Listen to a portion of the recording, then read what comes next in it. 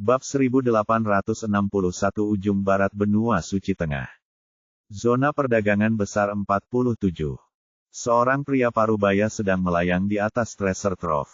Dia tidak menyembunyikan betapa kuatnya dia. Energi mengerikan terpancar dari seluruh tubuhnya. Seorang santo sejati. Pria parubaya itu adalah seorang santo sejati. Orang-orang yang berkumpul di sekitar treasure trove sangat gembira melihat pemandangan yang mengejutkan ini. Mereka sedang melihat seorang santo sejati yang hidup dan bernafas. Itu adalah kekuatan tempur tertinggi kedua setelah Secret Saint di Star Kingdom. Banyak sekali orang yang menatap langit dengan kagum. Meskipun energi yang berasal dari sang santo sejati membuat mereka takut untuk menatapnya secara langsung, hal itu tidak menghentikan semua orang untuk ingin memujanya.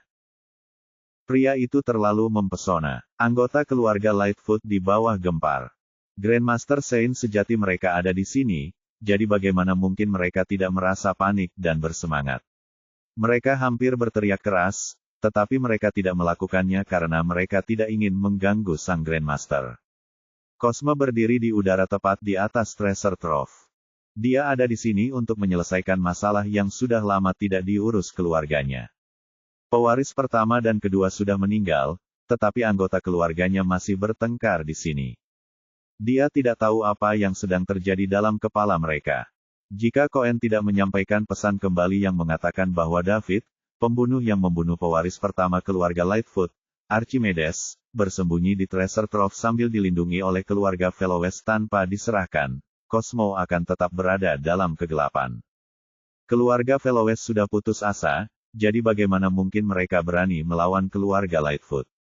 Meskipun mereka tidak dikendalikan oleh keluarga Palmore, keluarga Lightfoot tetap tidak akan takut pada keluarga Fellowes.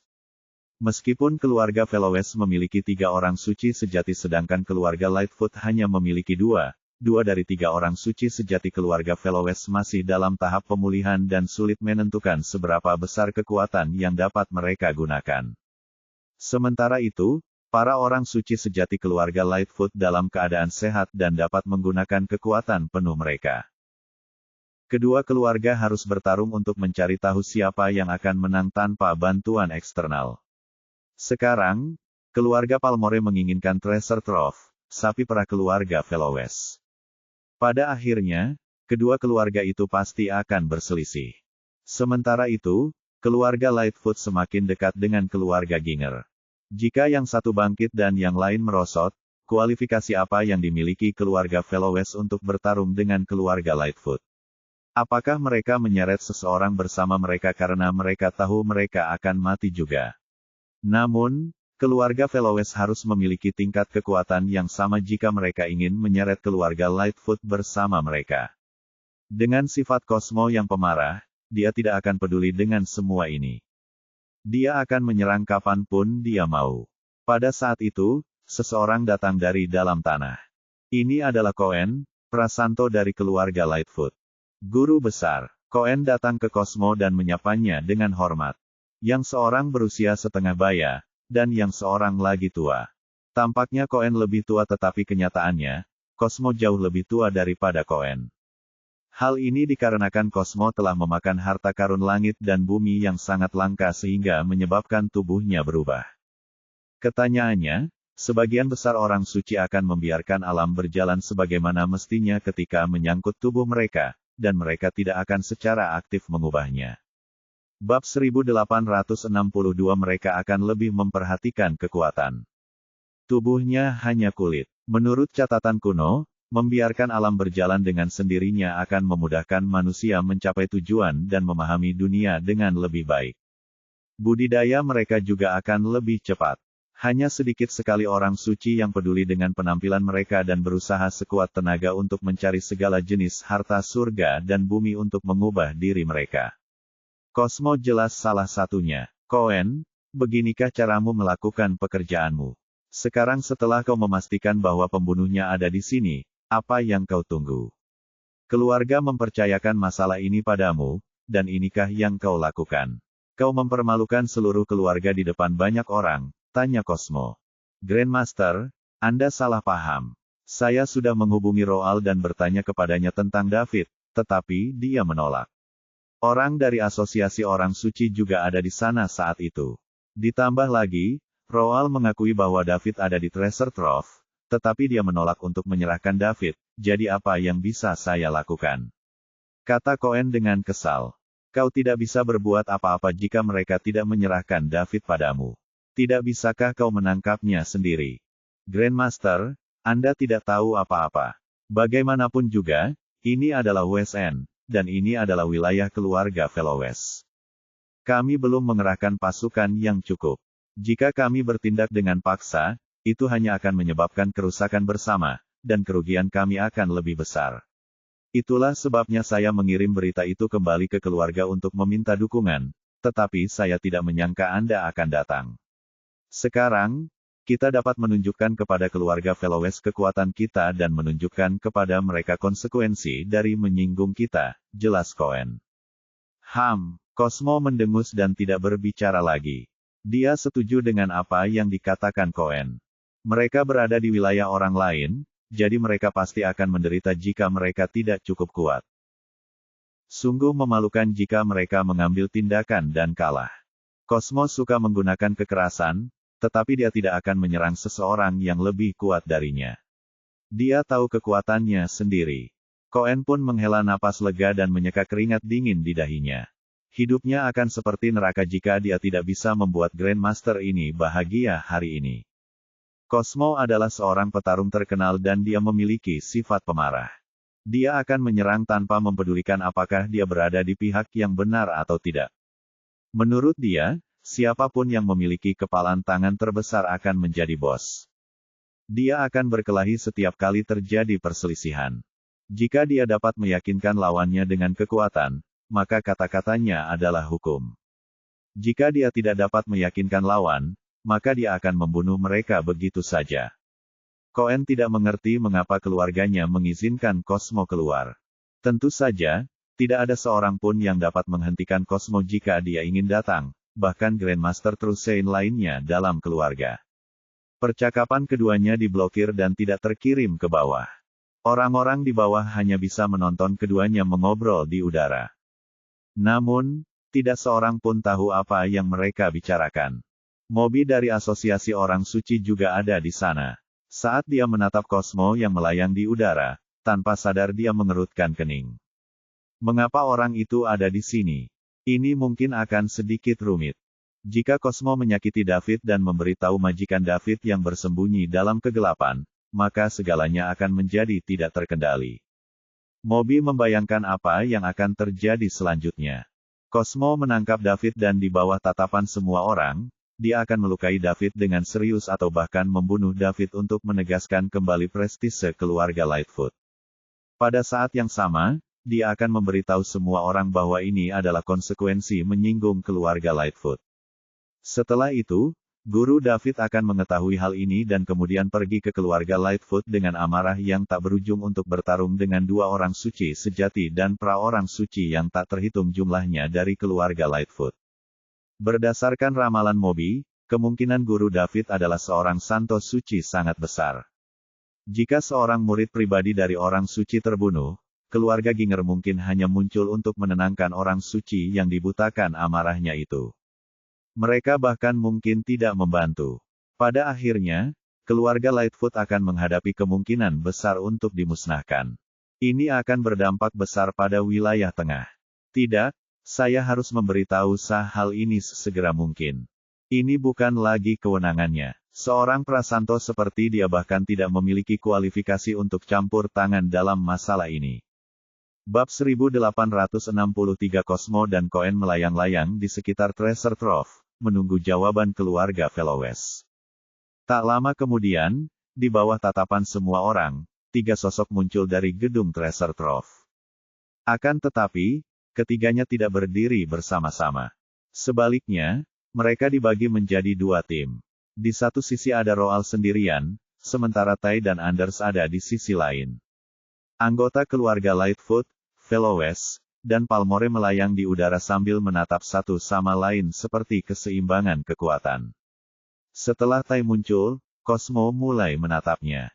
Sebagai seorang santo sejati, dia hanya akan mementingkan Ty, seorang santo sejati lainnya.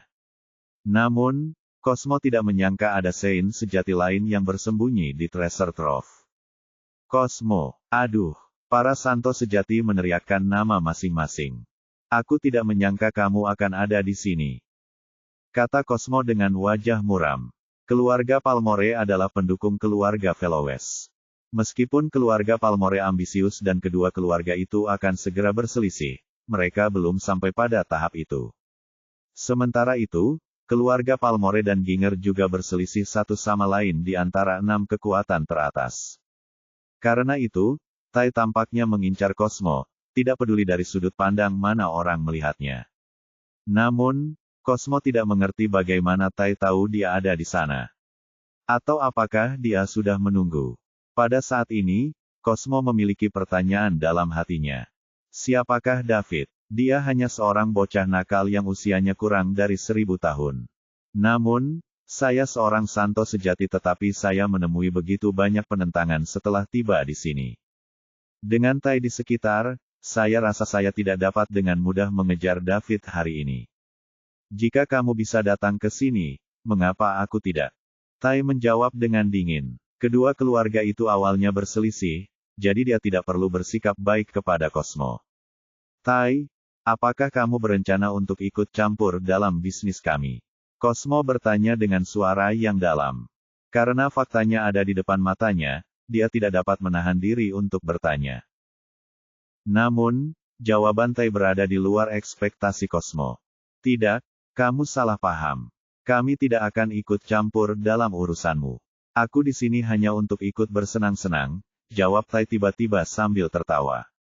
Kalau saja dia tidak bertengkar dengan Roal yang menyebabkan kedua keluarga hampir berselisih, dia tidak akan membiarkan Cosmo membuat kekacauan di sini.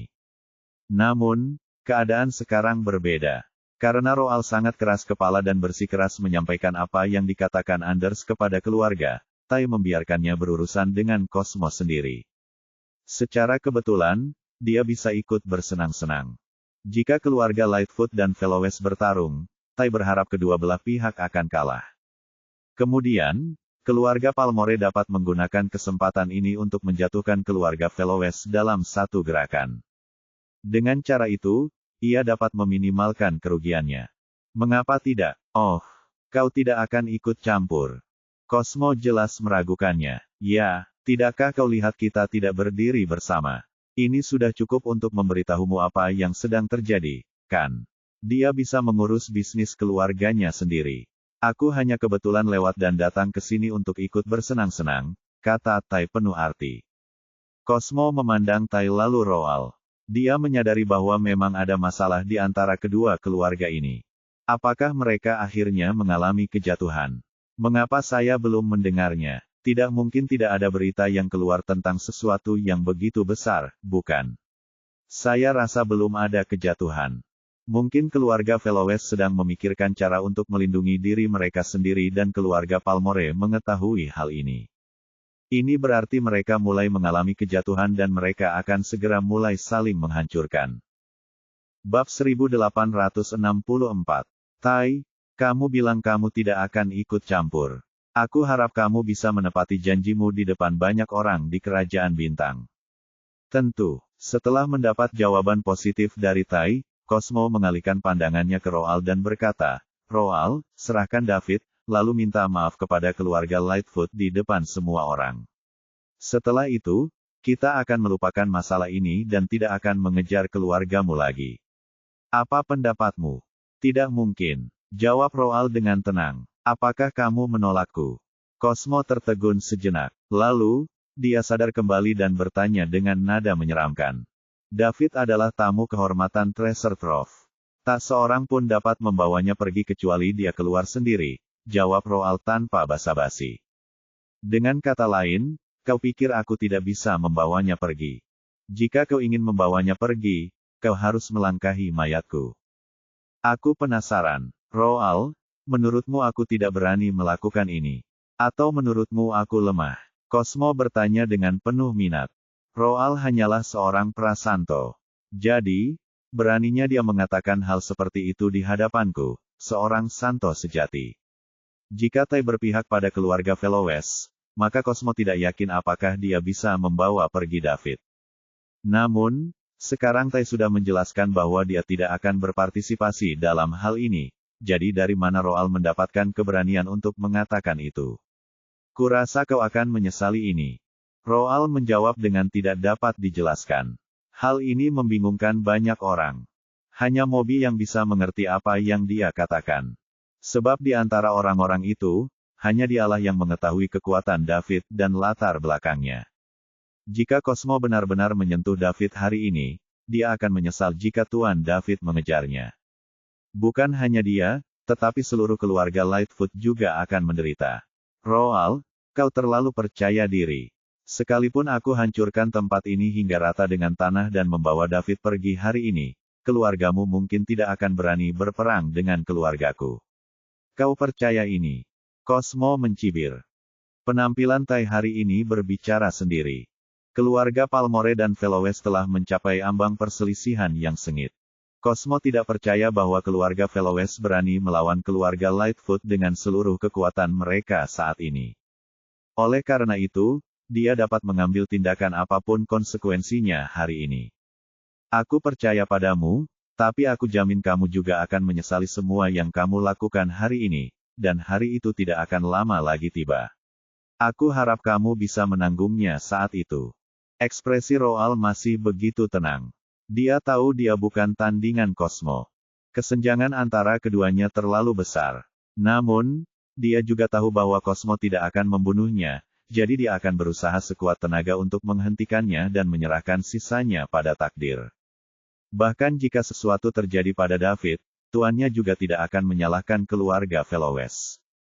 Sebaliknya, keluarga Lightfoot akan hancur. Namun, dengan cara ini, harapan keluarga Fellowes untuk menyingkirkan keluarga Palmore akan pupus. Roal tidak ingin sesuatu terjadi pada David. Bagus sekali. Karena kamu begitu percaya diri, aku ingin melihat bagaimana kamu ingin membuatku menyesalinya. Setelah Cosmo mengatakan itu, cahaya dingin melintas di matanya dan energinya melonjak lagi. Kemudian, dia bertanya dengan tajam, Roal, aku akan memberimu satu kesempatan terakhir. Apakah kau akan menyerahkan David atau tidak? Ada keheningan yang mencekam di langit. Semua anggota keluarga Lightfoot di bawah memandang dengan antusias ke arah Cosmo yang sangat mendominasi. Inilah kekuatan dan pengaruh seorang Santo sejati, dan hanya Santo sejati lainnya yang dapat dibandingkan. Prasein bahkan tidak akan memenuhi syarat untuk menghadapinya. Sementara itu, keluarga Fellowes merasa cemas untuk Roal. Mereka khawatir Cosmo akan membunuhnya tanpa berkedip. Sangat mudah bagi seorang Sein sejati untuk membunuh seorang Prasein. Mereka yang menonton pun menikmatinya. Sangat jarang terjadi tabrakan antara dua keluarga besar. Mereka tidak khawatir akan terlibat. Terlalu banyak orang berkumpul di sini. Orang-orang dari berbagai kekuatan ada di sini, termasuk Anders dari 6 dan sebagian besar jenius dari Kerajaan Bintang. Dengan kekuatan yang bersatu di belakang orang-orang ini, Kerajaan Bintang mungkin akan hancur berantakan. Cosmos tidak bodoh, jadi meskipun dia menyerang, dia akan menghindari melukai orang banyak di bawah. Bab 1865. Tentu saja, David secara alami mendengar suara Cosmo dan yang lainnya berbicara di udara. Persepsi seorang suci sangatlah kuat. Bahkan jika David tidak melepaskan kekuatan pikirannya, dia masih bisa mendengar percakapan mereka. Ketika Cosmo datang ke Treasure Trove dan memanggil Roal agar menyerahkan David, David tahu bahwa orang ini jelas merupakan orang suci sejati. Selain itu, dia bukan hanya seorang Santo sejati pemula. Hal ini karena kekuatan yang dipancarkan pihak lain terlalu kuat. Kedatangan Santo sejati dari keluarga Lightfoot menyebabkan David langsung menjadi seperti semut di atas wajan panas. Ia mondar-mandir di kamarnya, sambil berdoa dalam hati agar Alba segera bangun. Saya berharap transaksi akan selesai sebelum pihak lain mengambil tindakan. Saya juga berharap saya punya waktu untuk memperbaiki diri setelah transaksi selesai. Bagaimanapun juga, David akan mengumpat keras, tidak peduli dalam situasi apapun.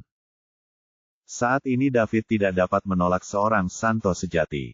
Terlebih lagi, Cosmo pastinya lebih dari seorang Saint sejati pemula. Alba juga mendengar suara Cosmo. Tepat pada saat ini, dia akhirnya menyelesaikan tugas likuidasi setelah usahanya yang tak henti-hentinya siang dan malam. Dia tidak sabar untuk memberi tahu David. Ketika David menerima berita itu dari Alba, matanya berbinar dan dia hampir melompat kegirangan. Dia masih punya waktu jika Roald menunda segalanya sedikit lebih lama. Setelah menutup teleponnya dengan David, Alba segera menghubungi Valerio. Keduanya bergegas ke kamar David bersama-sama. Grandmaster Roald bukanlah tandingan Trusein dari keluarga Lightfoot. Jadi, tidak aman di sini. Valerio juga panik dalam hatinya. Sementara David menunggu dengan cemas. Tok tok tok. Terdengar ketukan di pintu. Dia segera datang ke pintu dan membukanya. Alba berdiri di luar dengan Valerio memegang setumpuk dokumen di tangannya. Nona Velowes, Tuan Valerio, silakan masuk cepat.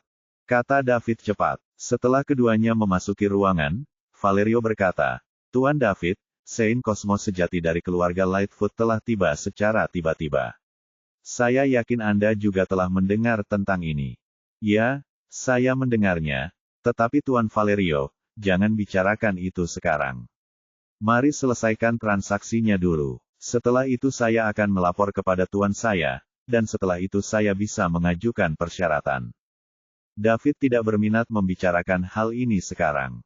Ini sangat mendesak. Hal penting saat ini adalah menyelesaikan transaksi, mendapatkan poin berlimpah, dan meningkatkan kekuatannya. Dia dapat membicarakan hal lainnya setelah krisis teratasi. Valerio semula ingin bercerita tentang situasi yang tengah dihadapinya saat ini, namun karena melihat betapa gugupnya David, ia hanya menjawab dengan satu kata. Baiklah. Kemudian, dia meminta Alba untuk menyiapkan bahan-bahannya. 301 cabang treasure trove, bersama dengan berbagai sumber daya yang tersimpan di dalamnya, semuanya dijual kepada David. Masing-masing memiliki perjanjian penjualan sendiri, yang dengan jelas menyatakan lokasi, luas lantai, dan sumber daya yang disimpan. Rincian ini mengisi seluruh kertas yang perlu ditandatangani oleh David dan Valerio. Awalnya Alba ingin membicarakan hal ini kepada David, tetapi David tidak peduli. Sekalipun dia tidak terburu-buru, dia tidak mau mendengarkan. Terlebih lagi, musuh sekarang sudah berada di gerbang. Valerio dan David mulai menandatangani surat itu satu persatu dan membubuhkan sidik jari mereka. 301 perjanjian segera ditandatangani. Akhirnya, Alba menjumlahkannya dan totalnya mencapai 205 triliun dolar bintang. Jumlah ini tidak mencapai 230 triliun yang diharapkan David, dan dia tidak dapat ditingkatkan ke puncak Trusein, hanya ke Trusein akhir. 2.050.000 poin mewah, sebagai tambahan dari 660.000 poin asli milik David, akan berjumlah 2,71 juta. 2 juta digunakan untuk meningkatkan tubuh dan pikirannya menjadi orang suci sejati. Dengan sisa 710.000, dia bisa terus meningkatkan tubuhnya ke level Saint sejati 8. Kekuatan yang sesuai akan menjadi Saint sejati yang terakhir. Meski jumlahnya kurang dari yang diharapkan, jumlah tersebut sudah lebih dari cukup bagi David untuk keluar dari krisis saat ini. Alba kemudian memberikan nomor akun publik Treasure Trove kepada David. David menggunakan sistem itu untuk mentransfer semua uang. Uang telah ditransfer, perjanjian telah ditandatangani, dan sidik jari telah dicap. Itu dia, bab 1866. Kesepakatan David dengan Treasure Trove telah selesai. Ia tidak peduli apakah Alba dan Valerio ada di ruangan itu. Ia tidak sabar untuk membuka sistemnya. Ia melewatkan bagian depan dan langsung menuju ke bagian terakhir. Poin mewah, 2.715.348 ekspresi terkejut muncul di mata David. Ketika transaksi telah selesai dan poin mewah ada di akunnya, David sekarang dapat meningkatkan kekuatannya. Dia menatap lurus ke titik-titik mewah di panel sistemnya sambil terkekeh sendiri. Sementara itu, Alba duduk di hadapannya. Valerio dan Alba tidak dapat melihat sistem David. Yang dapat mereka lihat adalah David yang menatap Alba sambil tertawa. Dia juga terlihat sangat bahagia. Mata Alba bertemu dengan mata David. Dia memperhatikan bahwa senyum David tulus dan matanya penuh dengan ketulusan. Hal itu membuat wajahnya yang montok dan muda di balik cadarnya menjadi merah, jantungnya juga berdebar cepat di dadanya. Dia terus bertanya-tanya mengapa David tersenyum padanya.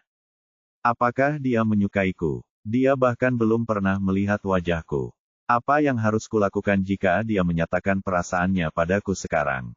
David adalah seorang Saint, dan dia memiliki seorang guru Secret Saint, jadi keluargaku tidak akan mengatakan tidak, kan? Semakin Alba memikirkan hal ini, semakin merah wajahnya.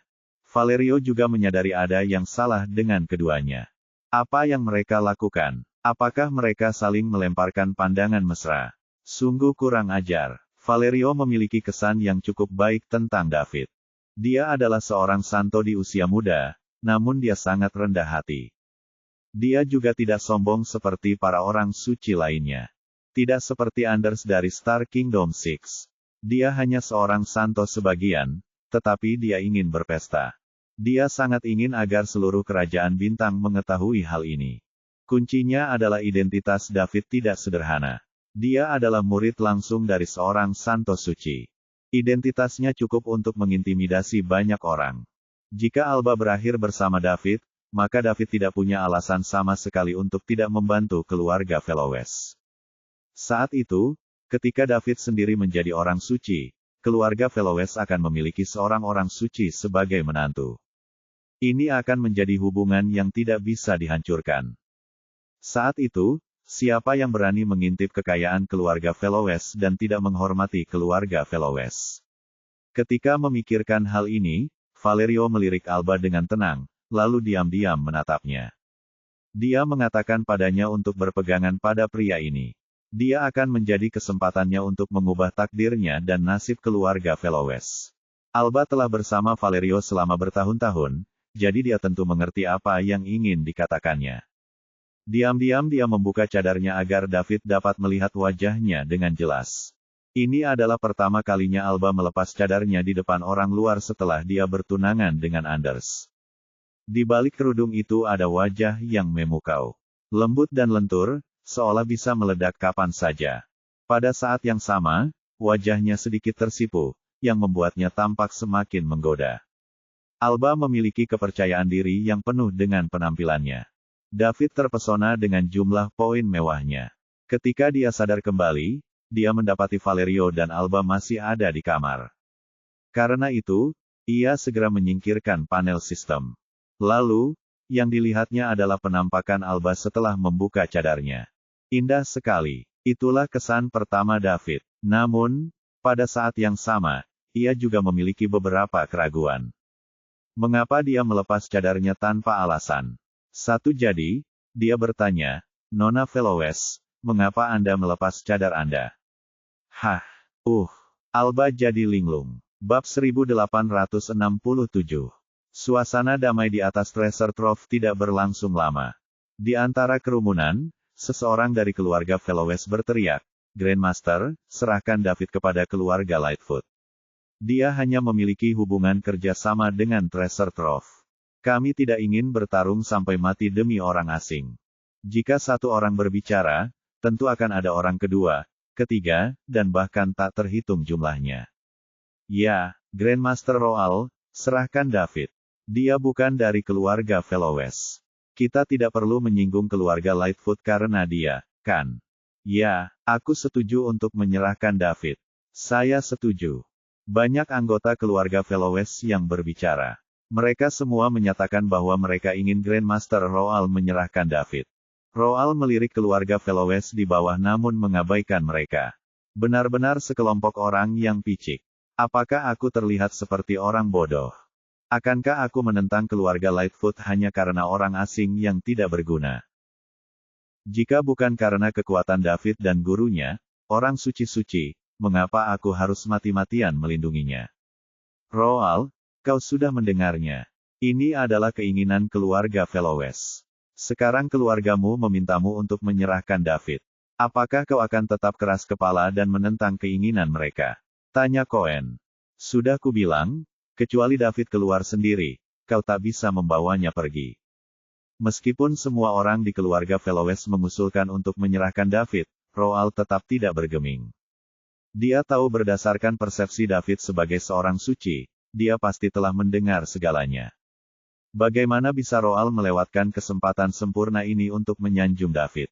Itu hanya keluarga Lightfoot. Dia tidak keberatan menyinggung mereka. Dibandingkan dengan seorang jenius seperti David dengan masa depan cerah dan latar belakang yang mendalam, keluarga Fellowes secara alami akan memilih untuk berpihak pada David tanpa keraguan. Selain itu, David adalah harapan keluarga Fellowes untuk menyingkirkan keluarga Palmore. Roald, kau keras kepala sekali. Pernahkah kau berpikir bahwa keluarga Fellowes akan jatuh ke jurang kehancuran karenamu? Ini masalah keluargaku, dan bukan urusanmu, orang luar, untuk mengkhawatirkannya. Kakakmu keras kepala sekali. Cohen mengumpat dengan marah.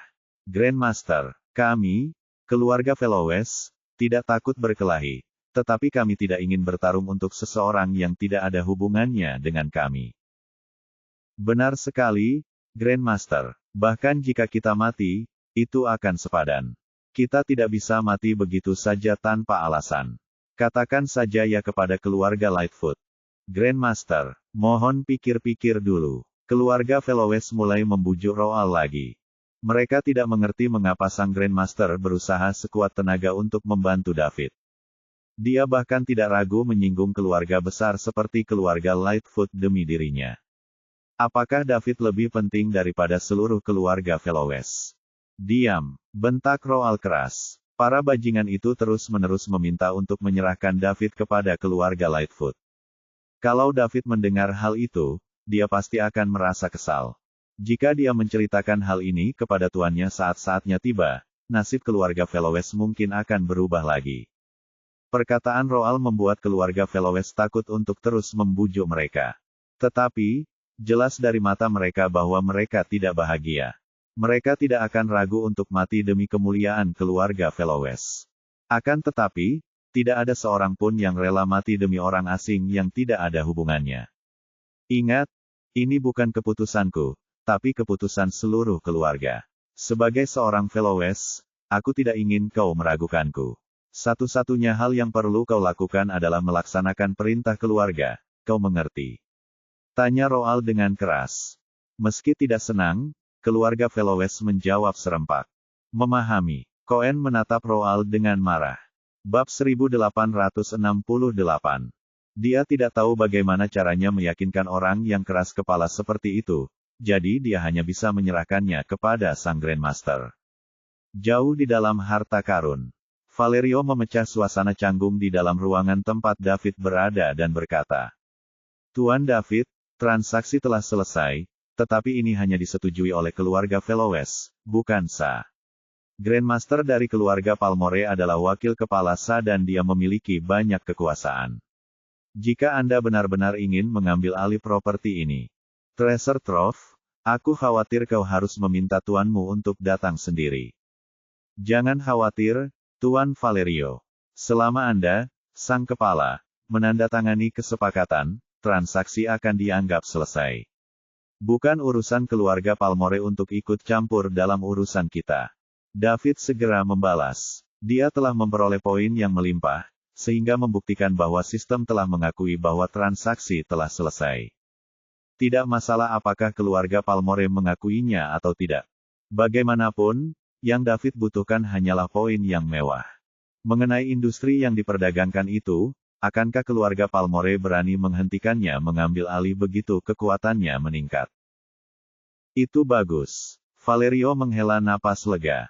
Setelah sekian lama bekerja keras, dia akhirnya membantu David menyelesaikan tugasnya. Saya seharusnya bisa segera bertemu dengan gurunya David. Saya harap usaha saya tidak sia-sia. Keluarga Fellowes akan dapat memanfaatkan kesempatan ini untuk lepas dari kendali keluarga Palmore. Saat Valerio sedang berpikir sendiri, David berkata, Tuan Valerio, saya masih butuh bantuan Anda. Tuan David, ada apa? Saya pasti akan berusaha sebaik mungkin untuk membantu Anda terlepas dari apakah saya bisa melakukannya atau tidak. Tuan Valerio, keluarlah sekarang dan beritahu Roald bahwa dia harus menunda sedikit lebih lama. Saya akan segera menghubungi majikan saya. Ada beberapa hal yang harus saya minta izinnya sebelum saya dapat melakukannya, kata David dengan sungguh-sungguh. Meskipun ia memiliki poin-poin yang melimpah, krisis belum berakhir. Ia harus menggunakan poin-poin yang melimpah itu untuk meningkatkan kekuatannya agar dianggap sukses.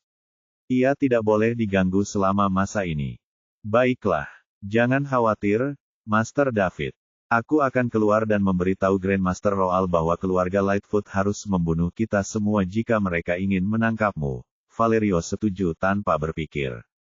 Menurut pendapatnya, berapa lama waktu yang dibutuhkan untuk menghubungi seseorang? Paling lama hanya 1/4 jam. Keluarga Velowes bisa mengulur waktu ini. Namun, mereka tidak tahu bahwa terobosan dan peningkatan kekuatan David akan memakan waktu lebih dari 1/4 jam. Tuan Valerio, jangan khawatir. Saya, David Liddell, akan selalu mengingat kebaikan keluarga Velowes di hati saya. Kita bisa tenang sekarang setelah Anda mengatakan itu, Tuan David. Sebelum aku mengambil inisiatif untuk keluar, kamu tidak boleh menggangguku. Saya mengerti. Valerio meninggalkan ruangan bersama Alba yang tersipu. Setelah keduanya pergi, David segera duduk bersila di tempat tidur, melepaskan energi pikirannya, dan memblokir ruangan untuk mencegah siapapun mengganggunya. Kemudian, dia membuka panel sistem. Setelah mengklik tanda plus di belakang bodi, sebuah jendela akan muncul. Terobosan ini akan menghabiskan 1 juta poin kemewahan. Setelah terobosan, tubuh tuan rumah akan berubah dari prasanto level 10 menjadi santo sejati level 1. Harap konfirmasi apakah akan melanjutkan. David memilih ya tanpa ragu-ragu. Semburan cahaya putih menyala, dan panel sistem menghilang. Setelah dia menutup matanya, David dengan hati-hati merasakan perubahan dalam tubuhnya. Pra-orang kudus dan orang kudus sejati keduanya adalah orang kudus. David sudah memiliki tubuh Saint, jadi terobosan ini tidak akan memakan waktu lama. Bab 1869. Setelah Alba meninggalkan ruangan, dia mengenakan kerudungnya lagi. Dia masih sedikit bingung. Saat itu, David jelas-jelas sedang menatapnya dengan tatapan kosong. Hasilnya, dia menyadarkannya kembali setelah dia melepaskan cadarnya. Apakah dia kecewa dengan penampilannya? Mustahil. Alba sangat percaya diri dengan penampilannya. Jika tidak, Anders tidak akan memintanya mengenakan kerudung setelah pertunangan. Nah, faktanya ada di sini. David kembali sadar setelah dia melepaskan cadarnya. Karena itu, Alba mulai meragukan dirinya sendiri. Begitu saja, Alba mengikuti Valerio dan segera naik ke pavilion dengan berat hati. Di bawah tatapan banyak orang, dia terbang ke udara dan pergi ke sisi Roal. Guru besar, Grandmaster, keduanya berteriak pada saat yang sama. Apa yang kalian berdua lakukan di sini? Cepat turun, kata Roal sambil mengerutkan kening. Cosmo tidak berani membunuhnya karena takut memicu serangan balik keluarga Velowes, tetapi itu tidak berarti dia tidak berani membunuh kedua juniornya, Valerio dan Alba. Grandmaster, Master David meminta saya untuk memberitahu Anda bahwa dia membutuhkan bantuan Anda untuk menunda selama mungkin. Dia sedang menghubungi masternya dan dia akan segera dapat menyelesaikan masalah ini. Valerio melelehkan gelombang suara menjadi benang yang memasuki telinga Roal tanpa menyebar. Ini adalah metode transmisi suara yang unik, tetapi akan lebih baik jika digunakan dalam jarak dekat. Jika terlalu jauh, seseorang mungkin mendengarnya. Roal terkejut ketika mendengarnya. Kilatan yang menakjubkan terpancar dari matanya. David menghubungi tuannya. Sang Santo Suci bersembunyi dalam kegelapan. Ini berarti selama saya bertahan sedikit lebih lama, keluarga saya akan terselamatkan. Pada detik ini, Roal dipenuhi dengan energi. Apa kamu yakin? Roal mentransmisikan suara dengan cara yang sama. Ya, jawab Valerio. Baiklah, aku mengerti. Kau harus turun sekarang. Aku bisa mengurus ini sendiri. Grandmaster, ini adalah saat yang paling kritis bagi keluarga kami. Izinkan kami tinggal di sini bersamamu. Kedatangan Valerio dan Alba langsung menarik perhatian banyak penonton di bawah. Semua orang mulai berbicara. Orang-orang di sini berasal dari seluruh kerajaan bintang. Ada yang mengenal Alba, dan ada pula yang tidak. Hei, bukankah itu Valerio, pemimpin Treasure Trove? Siapa wanita bercadar itu? Dilihat dari bentuk tubuhnya, dia tampak seperti kecantikan yang tak tertandingi. Kakak, Kamu tidak tahu siapa dia. Dari lubang mana kamu merangkak keluar? Apakah dia terkenal? Tentu saja, dia adalah nona muda ketiga dari keluarga Velowes, Alba, seorang wanita terkenal dan berbakat di benua suci pusat. Dia tidak hanya berbakat, tetapi juga cantik. Lalu mengapa dia mengenakan cadar? Kau tidak tahu. Nama panggilanku adalah si tahu segalanya. Izinkan aku menceritakan ini padamu. Apa kau melihat pemuda di tim keluarga Palmore itu? Ya, dia adalah salah satu dari Star Kingdom 6, Anders Palmore, pewaris pertama keluarga Palmore. Belum lama ini, dia berhasil menembus sebagian Saint Realm di usia muda, dan dia menjadi pusat perhatian. Saya tahu ini. Siapa yang tidak tahu tentang Master Anders? Langsung saja ke intinya. Tuan Anders bertunangan dengan Alba, nyonya muda ketiga dari keluarga Velowes. Nona Velowes tidak pernah mengenakan kerudung sebelumnya, tetapi sejak keduanya bertunangan, Nona Velowes mengenakan kerudung. Dikatakan bahwa Tuan Anders memintanya. Dia bilang dialah satu-satunya yang bisa melihat wanitanya. Begitu ya, ini sesuai dengan karakternya, sangat mendominasi. Ya, tapi kami kehilangan tunjangan kami. Sejak saat itu, Nona Velowes selalu mengenakan kerudung kemanapun dia pergi. Banyak diskusi semacam itu bermunculan. Setelah Alba datang ke sisi Roal, dia tidak melihat ke arah anggota keluarga Lightfoot melainkan ke arah anggota keluarga Palmore di sisi lain. Matanya tertuju pada Anders, tunangannya. Benar saja, dia ada di sini. Untungnya, dia telah membantu David dengan misinya. Begitu guru suci David tiba di sini, keluarga Velowes akan melihat secercah harapan dan mereka tidak akan peduli dengan dampaknya dengan keluarga Palmore. Mereka bahkan dapat memilih untuk melawan. Pada saat itu, pertunangan mereka juga akan dibatalkan. Anders juga melihat Alba. Akhirnya, dia ingat bahwa dia bertunangan dengan Alba. Bab 1870. Bagi orang-orang seperti Anders, wanita hanyalah alat. Kekuatan dan status adalah apa yang dia kejar. Sekarang dia telah memiliki keduanya, akankah dia kekurangan wanita? Meski begitu, saat mendengar banyak orang di bawah memuji Alba, ia pun merasa sangat puas. Dia memang meminta Alba untuk mengenakan cadar. Karena dia tunangan Anders, dia harus sadar dan hanya membiarkan Anders menghargainya. Pada saat ini, Alba tiba-tiba membuat keputusan yang mengejutkan semua orang. Dia mengangkat tangan kanannya dan menempelkannya di dekat telinga kirinya.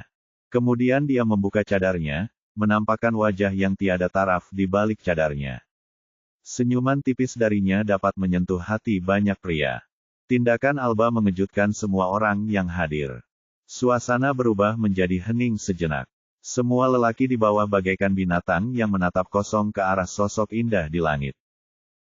Seketika itu juga, seruan dan pujian yang tak terhitung jumlahnya meledak dari kerumunan. Sial, kecantikannya tak tertandingi. Dia sangat cantik. Sudah lama sekali aku tidak melihat wajahnya dan aku tidak menyangka dia terlihat lebih memukau dari sebelumnya. Betapa indahnya. Benar saja, kedatanganku kali ini tidak sia-sia. Layak untuk melihat wajah asli Nona Velowes. Setelah kekaguman itu, ada pula yang mulai mempertanyakannya. Bukankah kau baru saja mengatakan tunangan Nona Velowes? Tuan Anders, ingin dia mengenakan cadar agar pria lain tidak melihatnya. Mengapa dia melepas cadarnya sekarang? Dia bahkan melakukannya di depan Tuan Anders dan banyak pria. Bagaimana aku tahu? Bukankah kamu orang yang sok tahu? Ya, tetapi masih ada hal-hal yang tidak saya ketahui. Cih, sungguh reputasi yang tidak pantas. Anders merasakan wajahnya memanas. Ia tidak pernah menyangka Alba akan melepas cadarnya di hadapan begitu banyak orang. Bukankah dia sengaja mempermalukannya? Baru saja dia merasa senang karena semua orang memuji tunangannya. Sekarang, dia langsung ditampar di wajahnya.